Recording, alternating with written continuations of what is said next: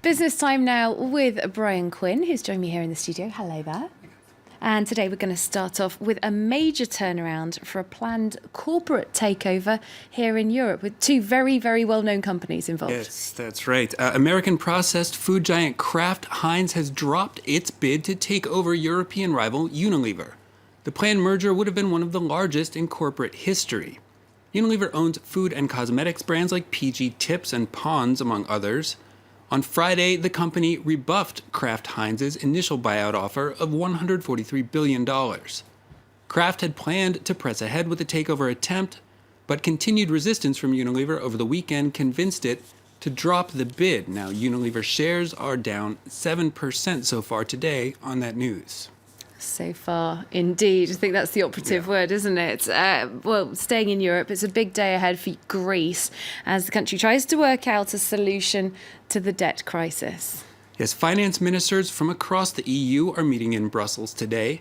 They're trying to outline a deal with Greece to unlock the latest block of bailout cash for Athens. If a deal can't be reached, Greece could find itself defaulting on the debt it currently owes. That is raising fears within the EU of Greece possibly leaving the Union, particularly with key national elections coming up across Europe this spring. But for Greeks living under austerity measures, it's the deal itself that's making them nervous. Clément Bonnereau explains. Fear on the streets of Athens as Europe's finance ministers meet again in Brussels. The Eurogroup wants Greece to do more to limit public spending in order to get the latest tranche of the €86 billion bailout agreed in 2015. But Greeks say they're being crushed by austerity. We have nothing left. Of the €40,000 made by the company, only €1,800 are left after taxes. Greece is once again on the verge of default. It is due to make a €7.2 billion debt repayment in July that it cannot afford without completing the current review of its rescue programme. Athens says it's hoping for a political agreement, but insists it won't ask a euro more from its citizens. Enough with austerity in Greece. Meanwhile, Greece's international creditors disagree over how to handle the country's bailout. The IMF says Athens needs more debt relief in order to make its financial situation sustainable.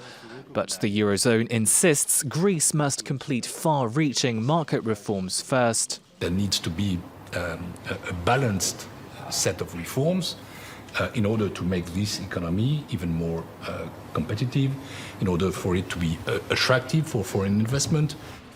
The stakes are high for Athens. Volatility has returned to the markets, with Greece's two-year borrowing rates leaping to as high as 10% in recent weeks. Well, how are the markets doing this morning? European markets are opening in positive territory despite that Unilever news. The FTSE 100 up 0.4%.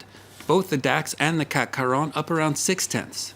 Asian markets trading mostly higher today. The Nikkei closed up just under 0.1%.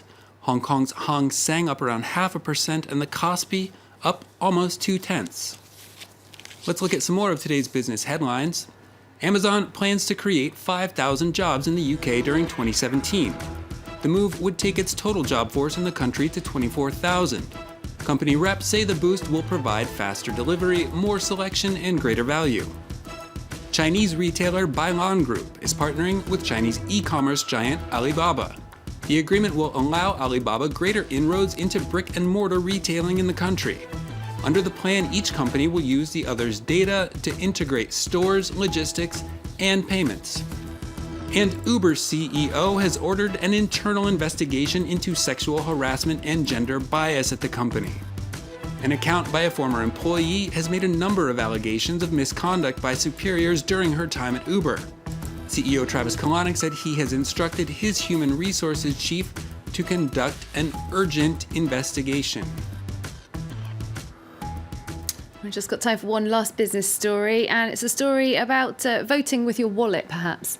So perhaps a bit out of hand these days, the sweet smell of vindication for Ivanka Trump, as her signature perfume has shot to the top of Amazon.com sales charts. The $40 bottle is currently still at number 1 on the site's beauty department. This comes after her product line was dropped from shelves at U.S. retailer Nordstrom. That move prompted the president himself to lash out with an angry tweet, with his advisor Kellyanne Conway reprimanded for recommending shoppers seek out Ivanka's goods online. No word yet if Kellyanne Conway is getting a cut of those sweet, sweet Amazon sales. I'm not going to be the person to ask that slightly cheeky question. Thanks very much, Brian Quinn, with our business update.